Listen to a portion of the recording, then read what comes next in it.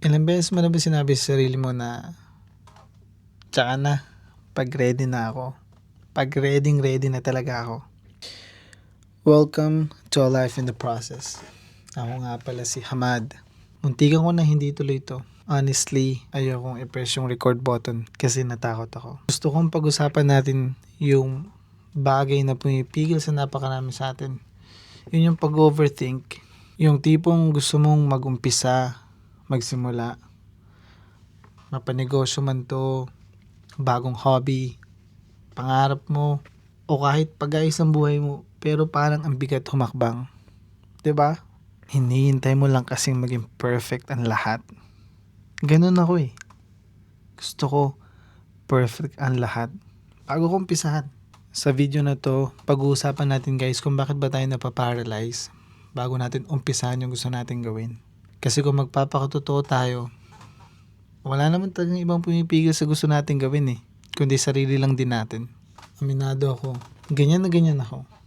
Sa tuwing may gusto akong umpisahan, meron akong plinano, meron akong gustong marating, sobra ako nag-overthink kasi gusto ko na plano ko ng maayos. Bago ko umpisahan yung first step, kailangan aayon sa mga plinano ko. Masusunod yung gusto ko, which is not all the time nangyayari. So ang ending sa mga experiences ko, it's either hindi ko tinuloy, wala akong narating, or nagsisi ako.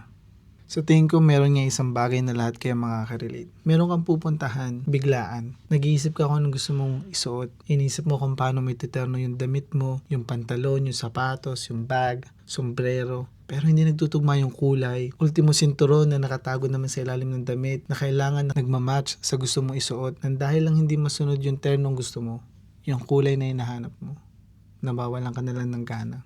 At ganyan-ganyan yung nararamdaman ko bago ko umpisahan tong channel na to. Ang dami kong iniisip, ang dami kong tanong sa sarili ko. Gusto ko tong gawin, gusto kong umpisahan, pero nangingibabaw yung mga negatibong na iniisip ko. Tulad na lang ng bakit ko ba ito umpisahan, saan ako magsisimula, hindi naman ako marunong mag-edit. Marami akong bagay na hindi pa alam, pero gustong gusto ko siyang gawin. Lalo sa sitwasyon ko, parang ang bilis ng oras. Hindi lang siguro sa akin, kundi marami sa atin ngayon ang nakakaranas ng parehas sa sitwasyon. Papasok ka ng trabaho, uwi ka ng bahay, magpapahinga, kakain, mag-aasikaso. Pare-parehas tayo gusto nating humanap ng tamang oras, mas magandang opportunity para mag-umpisa. Pero sa tuwing iniisip ko mag-umpisa, doon ako lalo nag-overthink, doon ako lalo nagda-doubt. Ultimo insecurities ko is naiisip ko na. Tinanong ko sarili ko, bakit ako magva-vlog? Anong content ko? Anong reason? Anong purpose? Minsan nga, sinabi ko sa sarili ko, nahihiya ako. Hindi ako confident sa sarili ko. Sobrang inisip ko kung magtatagalog ba ako, mag-i-English. Ano ba yung goal ko? Hindi naman tayo tulad ng mga artista dyan. Itutuloy ko ba to kahit mag-fail? Ang malala, dati kasi nadisgrasya ako sa motor. Isa sa mga bagay na pinagsisisihan ko. Kaya nagkaroon ako ng facial paralysis. Para siyang Bell's palsy. Ngayon, nakakapagsalita naman ako, nagagalaw ko ng maayos. Hindi na tulad noon. Sobrang grabe.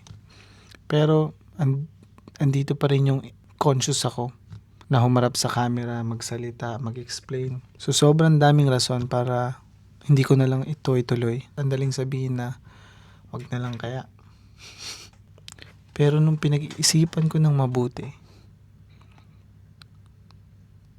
doon ko lang na-realize. Ako lang din pala yung balakid sa sarili ko. At alam ko ikaw din. Ganyan din yung laban mo. Gusto mo mag-umpisa ng isang bagay.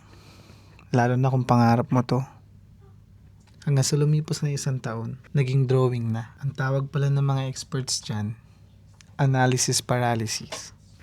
Kasi sa kakaisip natin ng kakaisip sa gusto nating mangyari, ng isang bagay na gusto nating gawin na kailangan maging flawless bago natin umpisahan, na-overwhelm yung utak natin.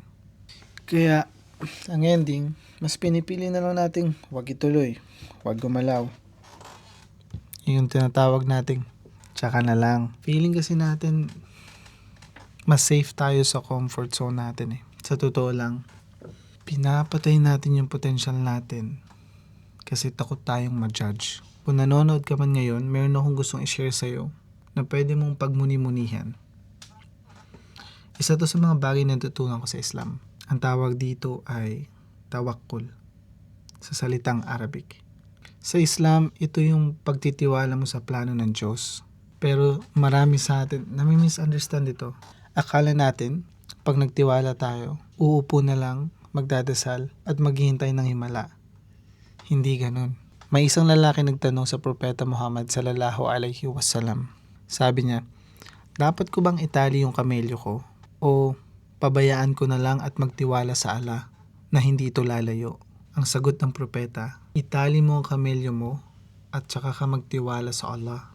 Napakalalim nito. Ibig sabihin, bago mo iasa sa taas ang lahat, kailangan mo munang itali yung kamelyo mo. Bago mo iasa sa taas ang pangarap mo, kailangan mo munang itali yung kamelyo mo. Kailangan mo munang gawin yung trabaho bago ko iasa kung may manonood ba nitong channel na to. Kung aayon ba sa gusto ko ang resulta, kailangan ko munang harapin yung hiya ko. Kailangan kong i-record yung sarili ko, magumpisa. Kailangan kong ipakita yung flaws ko. Kailangan kong matuto along the process. Kailangan kong matutunang baliwalain yung insecurities ko para maging hadlang sa kung ano man yung gusto kong mangyari. Kung anong pinaplano ko, kung anong gusto kong gawin. Kaya nag-decide ako na gawin yung messy, yung nakakatakot na first step. Basta ang alam ko lang, ibibigay ko yung best effort ko. At yung resulta, yung views, yung likes, yung sasabihin ng ibang tao, yung success, doon papasok yung tawakkul. Paubahay mo na yun.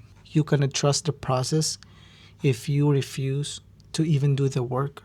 And the second thing, the 70% rule. Dito ako pinaka-guilty noon. Hinihintay ko na palaging dapat 100% ready ako bago ako gumalaw. Gusto ko perfect yung gamit ko. Gusto ko perfect yung sasabihin ko bago ako mag-umpisa. Pero alam niyo ba kung ano yung totoo? The 100% ready is a trap. Hindi yan nag-exist. Isa yung illusion na ginagawa ng utak natin para may excuse tayong i-delay. Pag feeling mo 100% ka na, meron ka na namang biglang makikitang kailangan mong i-perfect. Kaya, kailangan nating i-apply yung 70% rule. Kung meron kang 70% na idea, 70% na gamit, 70% na lakas ng loob, go mo na.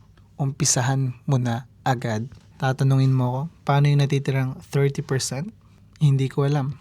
Pero, sa tingin ko, matututunan mo yan along the way habang ginagawa mo yung trabaho. Habang nasa proseso ka, yung huling 30%, dyan madalas nagtatago yung overthinking at procrastination natin. Kaya wag mong hayaan patayin ng 30% yung 70% na meron ka ngayon. Kaya ito ako ngayon, hindi umayon lahat sa plano ko. And to be honest, pang take 1052 na to. Pero nandito ako, nagsimula na ako. Kung may mga bagay kang gustong umpisahan, wag mo nang antayin na maging perfect pa yung mga sitwasyon. Start messy, start unsure, start scared. Kasi sa huli, hindi naman perfection yung hinahanap ng mundo. Ang hinahanap ng tao ay yung totoo. At lahat naman tayo ay nasa proseso pa lang. Sana makatulong tong video na to sa inyo. Kung meron ka man pangarap na matagal man nang ina-overthink, i-comment mo sa ibaba. I-declare mo na ngayon at sabay-sabay nating simulan yan. At huwag nyo rin kalimutan mag-subscribe at samahan nyo ako sa journey na to. Ito ang A Life in the Process. Hanggang sa muli. Assalamualaikum warahmatullahi wabarakatuh.